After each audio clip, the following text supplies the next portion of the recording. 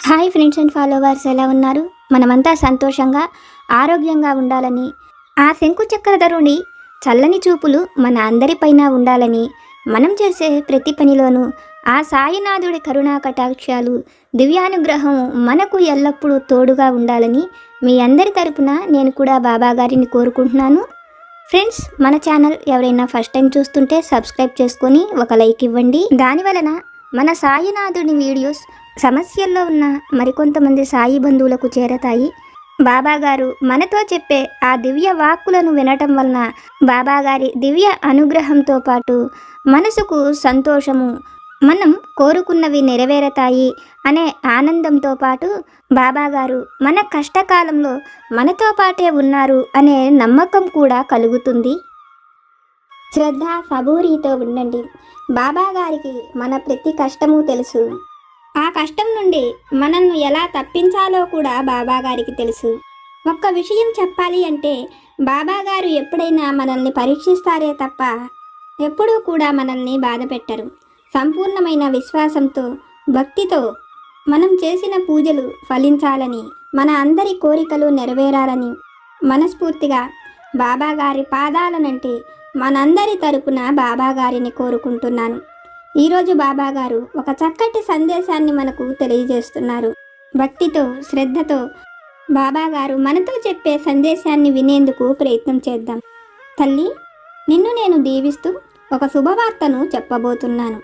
ఇప్పటి నుంచి నీకు ఇంకా నువ్వు కోరుకున్న మంచి రోజులు మొదలవుతున్నాయి. నీపైన నువ్వు పూర్తి నమ్మకంతో ఉండు. ముఖ్యంగా నిన్ను నిరుత్సాహపరిచే మాటలను అస్సలు వినిపించుకోకు. నీకు తియ్యటి మాటలు చెప్పేవారు ఎంతోమంది ఉంటారు. అయినా అటువంటి వారు నీ కష్టకాలంలో నీకు ఎటువంటి సహాయము చెయ్యలేరు. తల్లి, మరొక ముఖ్యమైన విషయం ఏమిటి అంటే, నీపైన నీ వారు ఎంతో నమ్మకంతో ఉన్నారు. నీకు కావలసిన మనిషి కూడా నిన్నే పూర్తిగా నమ్ముతున్నాడు. కనుక తల్లి, నేను నీకు ఇప్పుడు ఒక మంచి అవకాశాన్ని కల్పించబోతున్నాను. ఇటువంటి మంచి సమయంలో నువ్వు ఓర్పుతో, సహనంతో జాగ్రత్తగా ఉండగలిగితే బిడ్డ, నీ ముందుకు ఒక చక్కటి అవకాశం రాబోతున్నది.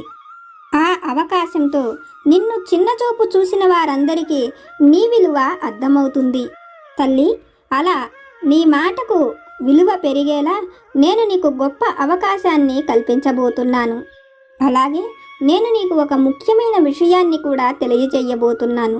నా మాటలు ఎప్పుడూ కూడా ఒమ్ము కావు. మళ్ళీ నువ్వు కోరుకున్న జీవితాన్ని నువ్వు పొందే వరకు, నీ ముఖంలో సంతోషాన్ని చూసే వరకు నేను కూడా సంతోషంగా ఉండలేను. తల్లి, నా బిడ్డల ఆనందమే కదా నాకు సంతోషాన్ని కలిగించేది.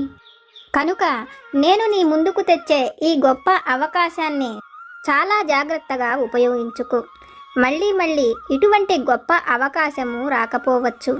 ఈ అవకాశంతో నీ జీవితం పూర్తిగా మారిపోతుంది. నీ జీవితంలో నువ్వు కోరుకున్న సంతోషము, ఆనందము చూడబోతున్నావు. కనుక తల్లి, నేను కల్పించిన ఈ గొప్ప అవకాశాన్ని జాగ్రత్తగా ఉపయోగించుకో. నువ్వు కోరుతున్న సంతోషాన్ని, ఆనందాన్ని తప్పక పొందుతావు అని ఈరోజు బాబాగారు ఒక చక్కటి సందేశాన్ని మనకు తెలియజేస్తున్నారు. బాబాగారిపైన భక్తితో, నమ్మకంతో, శ్రద్ధ సబూరితో ఉన్న మనకు బాబాగారు ఈ గొప్ప సందేశాన్ని అనుగ్రహించారు. వీడియో చూస్తున్న వాళ్ళు తప్పకుండా ఒక లైక్ చేసి సపోర్ట్ చేయండి. బాబాగారు మనతో చెప్తున్న ఈ మాటలలోని పరమార్థాన్ని ఒక చక్కని కథ రూపంలో ఆ తండ్రి దివ్య వాక్కుల ద్వారానే విని తెలుసుకుందాం. పూర్వం యశోధర నగరాన్ని కృతశీలుడు అనే మహారాజు పరిపాలిస్తూ ఉండేవాడు. కృతశీలుడు చాలా తెలివైనవాడు, ఎంతో మంచి మనస్సు కలిగినవాడు. తన ప్రజలందరికీ కూడా జ్ఞానము, తెలివితేటలు ఉండాలని కృతశీలుడు ఎన్నో గొప్ప కార్యాలను చేస్తూ ఉండేవాడు. అయితే కృతశీలుడికి చదరంగం ఆడడం అంటే చాలా ఇష్టం. చదరంగంలో కృతశీలుడిని ఎవ్వరూ ఓడించిన వారు ఆ రాజ్యంలో లేకపోయినప్పటికీ కృతశీలుడికి మాత్రం ఎటువంటి అహంకారము ఉండేది కాదు. తనతో చదరంగం ఆడడానికి వచ్చిన వారు ఎటువంటి వారైనా కృతశీలుడు వారితో చదరంగమాడి వారు కృతశీలుడి చేతిలో ఓడిపోయినప్పటికీ వాళ్లకు ఎన్నో విలువైన గొప్ప కానుకలను కూడా ఇచ్చేవాడు. కృతశీలుడిలోని ఆ గొప్ప లక్షణాన్ని చూసిన వారందరూ కూడా కృతశీలుడిని ఎంతగానో గొప్పగా పొగిడేవారు. అయితే కృతశీలుడికి మేనల్లుడు, ఆ దేశానికి సైన్యాధిపతి అయిన రఘునాథుడు కూడా కృతశీలుడితో ఎన్నోసార్లు చదరంగం ఆడతాడు. కానీ ఎప్పుడూ కూడా అతను ఆ చదరంగంలో గెలిచింది లేదు. ఎప్పటికైనా తను కూడా ఆ చదరంగంలో గెలవాలని తన మేనమామైన మహారాజు చేత అతను కూడా గొప్పవాడని అనిపించుకోవాలని రఘునాథుడి కోరిక. అయితే ఆ రాజ్యంలోని ఒక మారుమూల గ్రామంలో జ్ఞానదత్తుడు అనే ఒక పేద బ్రాహ్మణుడు ఉంటాడు. అతను ఎన్నో వేద విద్యలను, చదరంగాన్ని కూడా బాగా నేర్చుకుంటాడు. అయితే పేదవాడవ్వడంతో జ్ఞానదత్తుడు ఎన్నోసార్లు మహారాజు దగ్గరకు వెళ్ళి చదరంగం ఆడాలనుకున్నా తనకు ఆ అవకాశం కలుగుతుందో లేదో అని ఆలోచిస్తూ ఉంటాడు.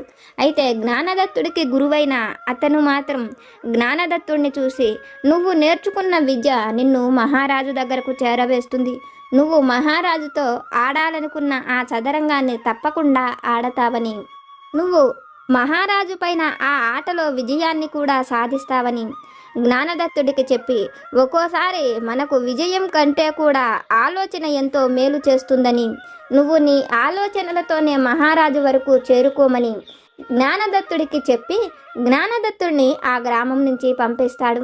గురువు చెప్పినట్లుగానే గురువు తనకు ఏదైతే బోధించాడో ఆ విషయాలను గుర్తుపెట్టుకున్న జ్ఞానదత్తుడు కృతశీలుడిని కలిసేందుకు నగరానికి బయలుదేరి వెళుతుంటాడు. మధ్యలో ఎన్నో గ్రామాలు వస్తాయి. అతను ఆ గ్రామాలలో నివసించేందుకు, అక్కడ పూటకూళ్ళం ఇంట్లో భోజనాలు చేసేందుకు కాను కృతశీలుడి దగ్గర ధనం ఉండదు. అందుకోసం కృతశీలుడు ఎలాగైనా తను ఆ గ్రామం నుంచి వేరే గ్రామానికి వెళ్లేందుకు తనకు ఒక్క పూటైనా ఆహారం అవసరమని ఆలోచించి తన గురువు చెప్పిన విషయాలను గుర్తుపెట్టుకొని ఆ గ్రామంలో ఎవరైతే చదరంగం ఆడుతూ ఉంటారో వాళ్లతో స్నేహం చేస్తూ వాళ్ళు ఓడిపోతున్నారన్న సమయంలో వాళ్లకు పై ఎత్తులు చెప్పి వాళ్ళను గెలిపించేవాడు. దాంతో వాళ్ళు జ్ఞానదత్తుడితో స్నేహం చేస్తూ అతను ఏ పని మీద నగరానికి వెళుతున్నాడో తెలుసుకుని అతను తప్పకుండా మహారాజుతో విజయాన్ని సాధిస్తాడని, జ్ఞానదత్తుడు ఎంతో తెలివైనవాడని అతనికి ఆ పూట వాళ్ళింట ఆతిథ్యం ఇచ్చి ఉంచుకునేవారు. అలా జ్ఞానదత్తుడు ప్రతి గ్రామానికి వెళ్ళిన దగ్గరల్లా కూడా తన తెలివితేటలతో ఆ రోజు అక్కడ గడుపుతూ మరుసటి రోజు మరొక గ్రామం చేరుకుంటూ 1 నెల రోజులకు నగరానికి చేరుకుంటాడు. అయితే జ్ఞానదత్తుడు ఆహారం విషయంలో అతనికి ఎటువంటి ఇబ్బంది కలగదు.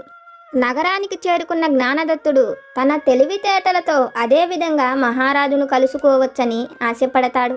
తను అనుకున్నట్లుగానే రాజు అంతఃపురం దగ్గరకు వెళ్ళి అక్కడ ఉండే కాపలా భటులకు తను ఎందుకు వచ్చాడో చెప్పి మహారాజును కలుసుకోవాలనుకుంటున్నానని, మహారాజుతో చదరంగం ఆడాలనుకుంటున్నానని చెప్తాడు. ఆ మాటలు వింటూనే రాజకోటకు బయట కాపలా ఉన్న భటులు అందరూ కూడా నవ్వుతారు.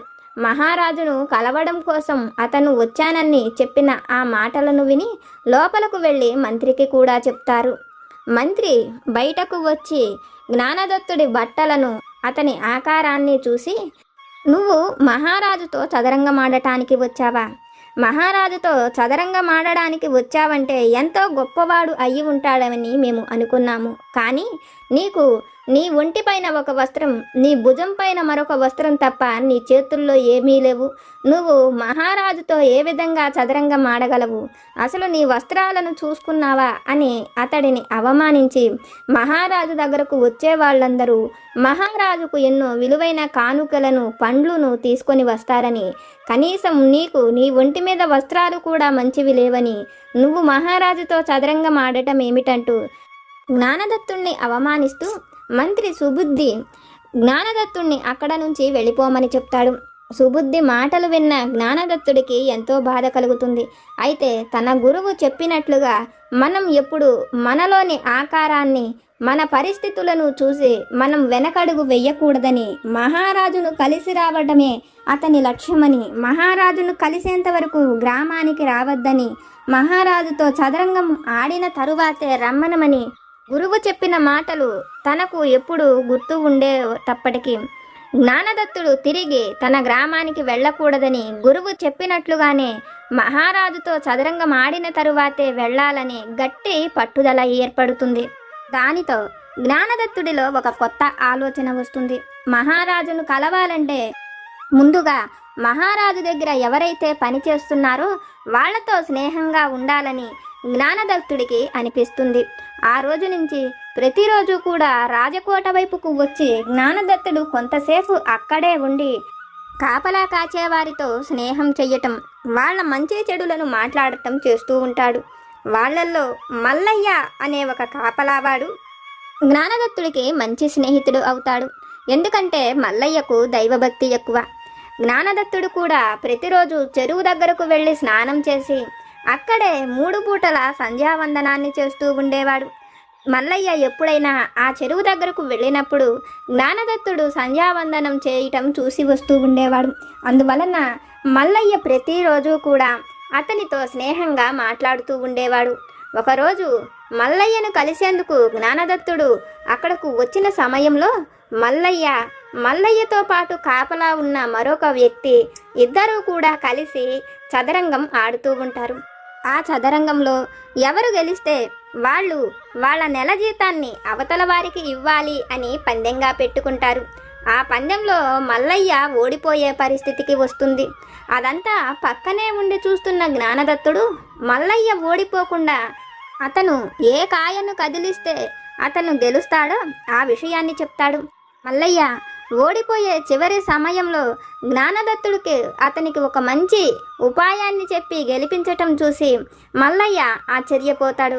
జ్ఞానదత్తుడితో, నువ్వు ఇక్కడ ఆడవలసిన వాడివి కాదు, నిజంగానే నువ్వు గొప్ప ఆటగాడివని అతడిని మహారాజు మేనల్లుడైన రఘునాథుడు ఉండే ప్రదేశం చెప్తాడు.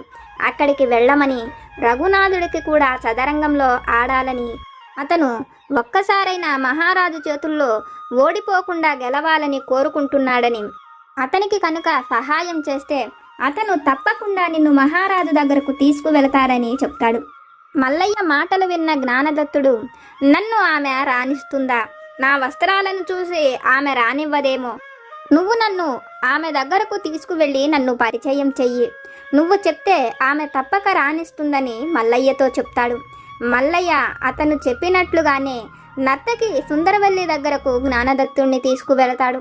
జ్ఞానదత్తుడి గొప్పతనాన్ని చెప్తూ సుందరవల్లికి జ్ఞానదత్తుడిని అప్పగించి వస్తాడు. సుందరవల్లి జ్ఞానదత్తుడిని ఒక తెర వెనక ఉండమని, రఘునాథుడు వచ్చిన తరువాత ఆమె అతడిని పరిచయం చేస్తానని చెప్పి అతడిని ఒక తెర వెనక ఉంచుతుంది. సుందరవల్లి రఘునాథుడు వచ్చిన తరువాత అతనితో చదరంగం ఆడటం మొదలు పెడుతుంది. కొంతసేపటికి ఇంకా ఆట పూర్తయిపోతుందని, 2 ఎత్తుల్లో సుందరవల్లిని కట్టివేయవచ్చని రఘునాథుడు ఆలోచిస్తూ సంతోషపడుతూ ఉంటాడు. ఆ సమయంలో ఏమి చెయ్యాలో అర్థం కాని సుందరవల్లి ఒకసారి తెరవైపు చూస్తుంది. తెర వెనుక నుంచి సుందరవల్లిని గమనిస్తున్న జ్ఞానదత్తుడు సుందరవల్లి ఏ కాయను కదిపితే తను రఘునాథుణ్ణి కట్టివేయవచ్చో ఆ కాయను అతను సైగల ద్వారా చూపిస్తాడు. అది చూస్తూ 3 ఎత్తుల్లో సుందరవల్లి రఘునాథుణ్ణి కట్టేస్తుంది. అయితే ఆ ఆటంతా చూస్తున్న రఘునాథుడు తను 2 ఎత్తుల్లో సుందరవల్లిని కట్టేయచ్చని ఆనందపడుతున్న సమయంలో రఘునాథుడికి వ్యతిరేకంగా ఆమె మరొక ఎత్తుల్ని ఆలోచించి రఘునాథుణ్ణి కట్టేయడమే కాకుండా అందులో 2 కంటే మించి 3 ఎత్తులు ఉన్నాయనే ఆలోచన అంతటి తెలివి ఆమె తెలుసుకోగలిగిందని, ఆమె ఆ చదరంగంలో ఆ మెళకువలు ఎలా తెలుసుకున్నదని అడుగుతాడు. ఆ మాటలు వింటున్న సుందరవల్లి అది తన గొప్పతనం కాదని, అదంతా కూడా జ్ఞానదత్తుడి గొప్పతనమేనని, అతను పేదవాడైనప్పటికీ అంత గొప్పగా ఆడగలిగాడని జ్ఞానదత్తుణ్ణి చూపిస్తుంది. జ్ఞానదత్తుడితో ఒక ఆట ఆడిన రఘునాథుడికి జ్ఞానదత్తుడు నిజంగానే ఎంతో తెలివైనవాడని, చివరి క్షణంలో కూడా మనం ఎలా గెలవచ్చో జ్ఞానదత్తుడు చెప్పే విషయాలను విని రఘునాథుడు ఆశ్చర్యపోతాడు.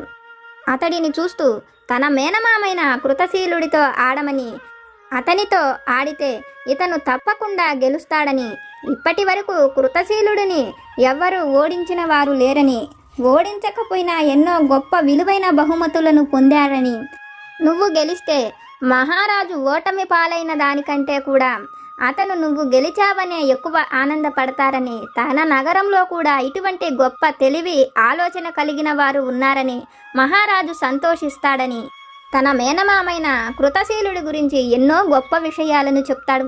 కృతశీలుడు గురించి తెలుసుకున్న జ్ఞానదత్తుడు రఘునాథుడితో, నువ్వు అనుకుంటున్నట్లు నేను మహారాజుతో ఆడేందుకు ఎన్నో ప్రయత్నాలు చేశాను. అయితే నన్ను మహారాజు దగ్గరకు రానివ్వలేదు. నా వస్త్రధారణ చూసిన మంత్రి నన్ను పైగుడ్డకు కూడా లేనివాడినని, అందువలన మహారాజును కలవనివ్వలేదని జరిగిన విషయాన్ని రఘునాథుడికి చెప్తాడు. జ్ఞానదత్తుడు చెప్పిన మాటలు విన్న రఘునాథుడికి ఎంతో బాధ కలుగుతుంది. నీకు ఎంతో విద్య ఉన్నది, అటువంటి నిన్ను నీ వస్త్రధారణ చూసి ఎవ్వరూ ఎగతాళి చెయ్యకూడదని, అలా చెయ్యటం మంత్రి చేసిన తప్పేనని, కానీ రఘునాథుడే మహారాజు దగ్గరకు తనను తీసుకువెళ్ళి కలుపుతానని జ్ఞానదత్తుడికి మాట ఇచ్చి అతను ఉండే తన ఇంటికి రమ్మనమని చెప్పి వెళ్ళిపోతాడు. మరుసటి రోజు జ్ఞానదత్తుడు రఘునాథుడు చెప్పినట్లుగానే అతను ఉండే ప్రదేశానికి వెళతాడు. రఘునాథుడు తను అన్నట్లుగానే జ్ఞానదత్తుణ్ణి తన వెంట పెట్టుకుని రాజసభకు తీసుకువెళతాడు. అయితే మంత్రి జ్ఞానదత్తుడు రావటం చూసి రఘునాథుడితో, ఇటువంటి వారిని మహారాజును కలిసేందుకు ఎందుకు తెస్తున్నావని అతని వస్త్రధారణ చూడమని అవమానంగా మాట్లాడతాడు. కానీ జ్ఞానదత్తుడు ఆ విషయాలు వేటిని పట్టించుకోడు. రఘునాథుడు అతనికి మాట ఇచ్చానని, అతను నిజంగానే ఒక గొప్ప ఆటగాడని, అందువలనే మహారాజు దగ్గరకు తీసుకువచ్చానని, ఇప్పుడు తను ఇచ్చిన మాట నిలుపుకోవాలనుకుంటున్నానని అతడిని మహారాజుకు పరిచయం చేస్తాడు. అయితే పక్కన ఉండి ఇదంతా చూస్తున్న సుబుద్ధి అతనికి ఏ ఆట వచ్చి ఉండదని, మహారాజును కలిసేందుకే అతను ఈ విధంగా చెప్తున్నాడని, అతని వస్త్రధారణ చూసిన సుబుద్ధికి మహారాజే అతనితో కొంతసేపు మాట్లాడి ఒక ఆట ఆడిన తరువాత తెలిసిపోతుందని, అప్పుడు రఘునాథుణ్ణి తప్పక దండిస్తాడని అనుకుంటూ ఉంటాడు. అయితే మహారాజు కూడా మొదట జ్ఞానదత్తుణ్ణి చూసి అతను ఏదో సాయం పొందేందుకు వచ్చాడని, 16 ఏళ్ల వయసు ఉన్న ఇతను ఏదో ఒక చిన్న ఆట ఆడి మహారాజిచ్చే కానుకలను తీసుకొని వాటిని గొప్ప సంతోషంగా భావించి తీసుకువెళతాడని, మహారాజు తన వయసులో కొంచెం కూడా అనుభవం లేనివాడు తన దగ్గరకు వచ్చాడని, తనకు 50 ఏళ్ల వయసు ఉందని, జ్ఞానదత్తుడికి 16 ఏళ్ల కంటే లేవని, కానీ తనతో ఆడేందుకు ఎవ్వరు వచ్చినా వారి ఆశను నిరాశపరచకూడదనుకున్న కృతశీలుడు జ్ఞానదత్తుడితో ఆడేందుకు ఒప్పుకుంటాడు. జ్ఞానదత్తుడు కృతశీలుడు కూడా ఇద్దరు ఆట మొదలు పెడతారు. చాలాసేపు ఆట ఆడినప్పటికీ ఆ ఆట బగదెగదు. అది చూసిన కృతశీలుడు ఈ రోజుకు ఈ ఆటను ఇలా ఆపి మరుసటి రోజు ఇక్కడ నుంచే ప్రారంభిద్దాము, ఈ పూటకు నేను అంతఃపురానికి వెళ్ళి విశ్రాంతి తీసుకుంటాను అని జ్ఞానదత్తుణ్ణి కూడా వెళ్ళి విశ్రాంతి తీసుకోమని పంపిస్తాడు. అయితే మహారాజు అంతఃపురానికి వచ్చిన తరువాత ఎంతోసేపు ఆలోచిస్తాడు. తను అనుకుంటున్నట్టు జ్ఞానదత్తుడు సామాన్యుడు కాదని, అతను నిజంగానే ఒక గొప్ప ఆటగాడని, మహారాజును మరుసటి రోజు ఎలాగైనా కట్టేస్తాడని, కానీ మహారాజు మాత్రం జ్ఞానదత్తుడి చేతుల్లో ఓడిపోకూడదని బాగా ఆలోచించి అతను గుర్రాన్ని కదిపి ఆ ఆటలో గెలవాలని అనుకుంటాడు. మరుసటి రోజు ఆ ఆట ఆడడం కోసం జ్ఞానదత్తుడికి ఒక చక్కటి గుర్రాన్ని పంపించి గుర్రం ఎక్కి రమ్మనమని చెప్తాడు. అయితే జ్ఞానదత్తుడు మాత్రం తాను గుర్రాన్ని ఎక్కనని, ఏనుగును పంపిస్తే ఎక్కి వస్తానని చెప్తాడు.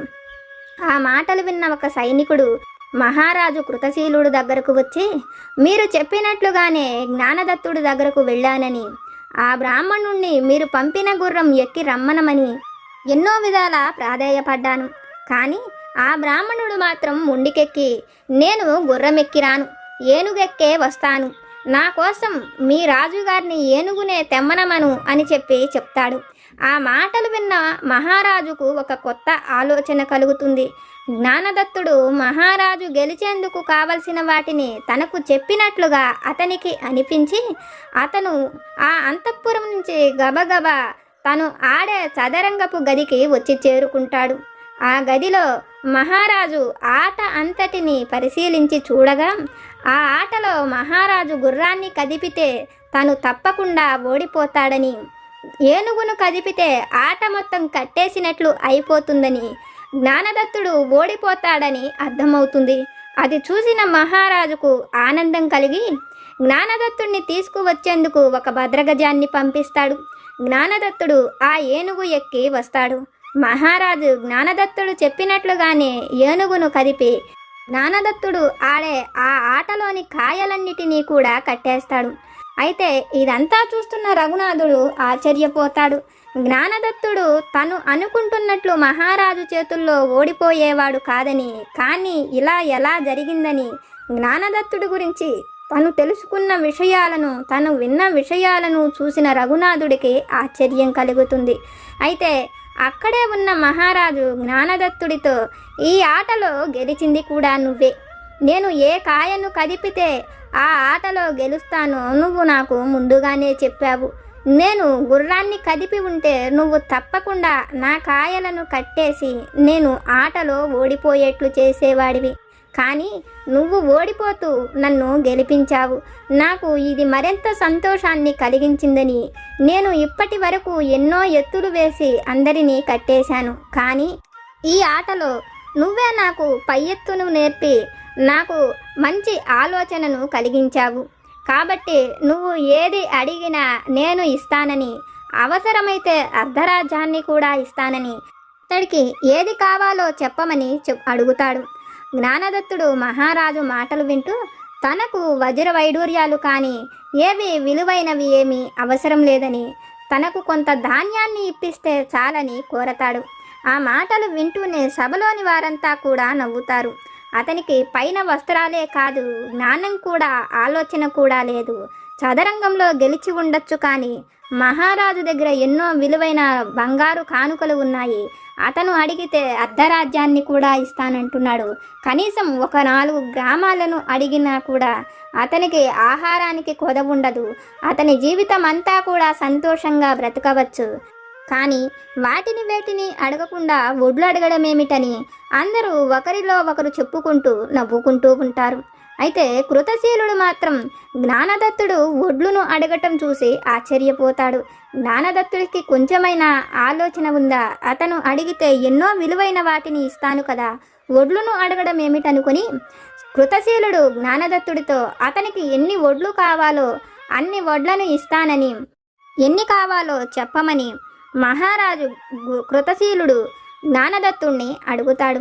జ్ఞానదత్తుడు కూడా మహారాజు మాటలు విని, మహారాజా, నాకు మరింత ఒడ్లేమీ అవసరం లేదు. మనం ఇప్పుడు చదరంగం ఆడాము కదా, ఒక్కొక్క గదికి ఒక్కొక్క సంఖ్య ఉంటుంది. మొదటి గదిలో మనం ఏ సంఖ్యతో అయితే ప్రారంభిస్తామో ఆ సంఖ్యను ప్రతి గది దగ్గర రెట్టింపు చేసి పెట్టుకు వెళుతూ నాకు అన్ని వడ్లను ఇవ్వమని అడుగుతాడు.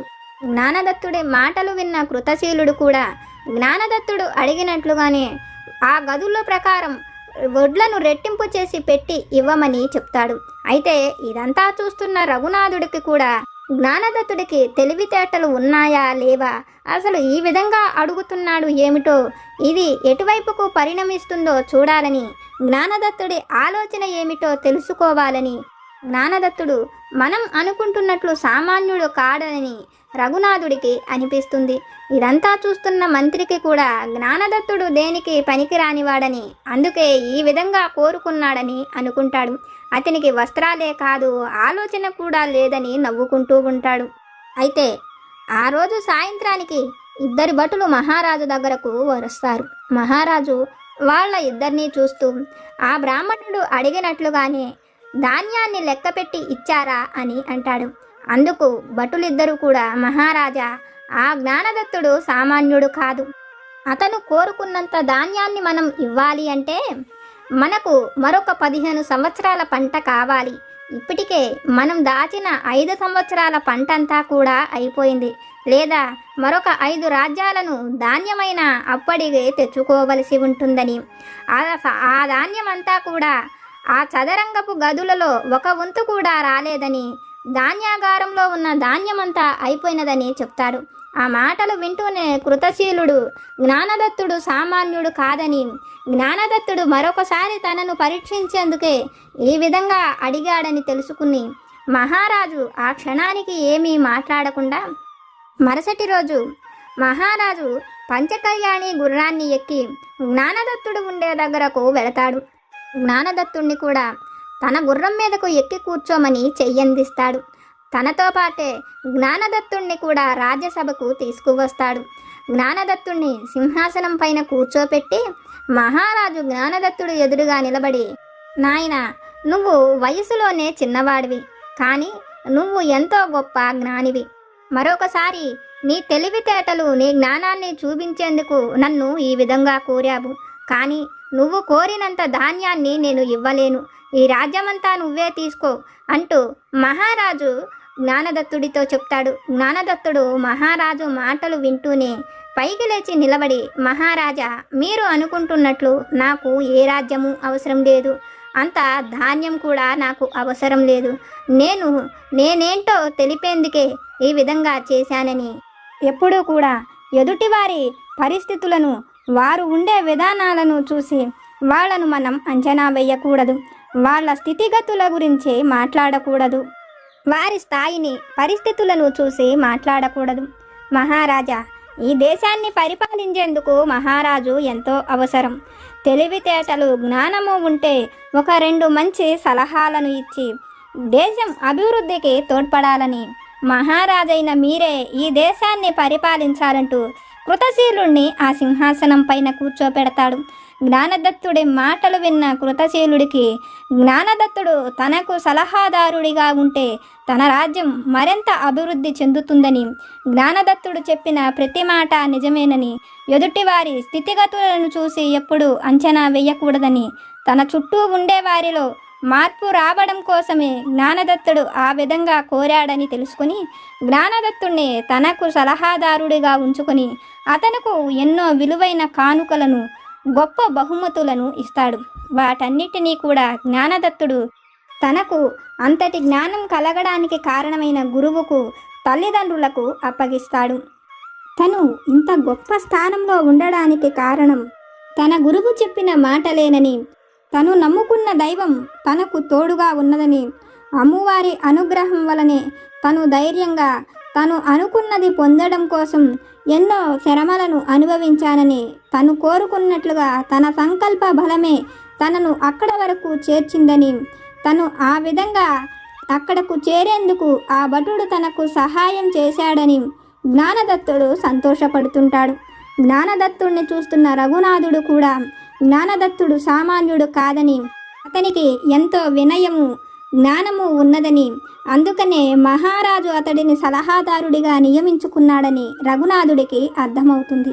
మంత్రి సుబుద్ధి కూడా జ్ఞానదత్తుడిలో ఓర్పు, సహనము ఉన్నదని, అవి ఉండటం వల్లే అతను అనుకున్నట్లుగా మహారాజు వరకు చేరుకోగలిగాడని, మనలోని సంకల్ప బలం గొప్పదైతే దైవం కూడా మనకు సహాయం చేస్తుందని, గురువు మాటలను విని గురుపాదాలను ఆశ్రయించిన వాళ్ళు ఉన్నత స్థితికి చేరుకుంటారని జ్ఞానదత్తుణ్ణి చూసిన అతనికి అర్థమవుతుంది. తల్లి, ఇది విన్న నీకు నేనేమి చెప్పాలనుకుంటున్నానో అర్థమైంది కదా. నా పాదాలను ఆశ్రయించి నువ్వు కోరినది ఏదైనా తప్పక పొందుతావు. నీ సంకల్ప బలం నిన్ను అక్కడి వరకు చేరుస్తుంది. నీ భర్తతో నువ్వు కోరుకున్నట్లుగా సంతోషకరమైన జీవితాన్ని పొందుతావు. నువ్వు కోరిన ఉద్యోగమైన, సంతానమైన, నువ్వు అడిగినది ఏదైనా తప్పకుండా పొందుతావు. నువ్వు చేసే ప్రతి పనిలోనూ నేను నీకు తప్పక సహాయం చేస్తాను. నా పాదాలను ఆశ్రయించి గొప్ప సంకల్ప బలంతో నువ్వు ఏదైతే కోరుతున్నావో ఆ విలువను, గౌరవాన్ని తప్పక పొందుతావు అని ఈరోజైతే బాబాగారు ఒక చక్కటి సందేశాన్ని మనకు తెలియజేస్తున్నారు. బాబాగారి పైన నమ్మకంతో, ఓర్పు, సహనంతో మనం ఏది కోరుతున్నామో దానిని బాబాగారే మనకు అనుగ్రహిస్తానని, బాబాగారి పాదాలను ఆశ్రయించి సంకల్ప బలంతో మనం ఏది కోరుతున్నామో అది తప్పకుండా పొందుతామని ఈరోజైతే బాబాగారు ఒక చక్కటి సందేశాన్ని మనకు తెలియజేస్తున్నారు. ఫ్రెండ్స్, బాబాగారు మనతో చెప్పిన ఈ విషయాలను విన్నారు కదా. బాబాగారి వాక్కు ద్వారా మనం తెలుసుకున్న ఈ సందేశం కనుక మీకు నచ్చితే లైక్ చేయండి, షేర్ చేయండి. మీకేమైనా సమస్యలు కనుక ఉంటే వాటిని నాకు కామెంట్ సెక్షన్లో పెట్టండి. నేను పూజ చేసుకునేటప్పుడు మనందరి సమస్యలు తీరాలని, మన అందరి కోరికలు నెరవేరాలని మీ అందరి తరపున నేను కూడా బాబా గారిని కోరుకుంటాను. నాకు తెలిసిన పరిష్కారాలను కూడా చెప్తాను. జై సమర్థ సద్గురు సాయినాథ్ మహారాజ్ కి జై.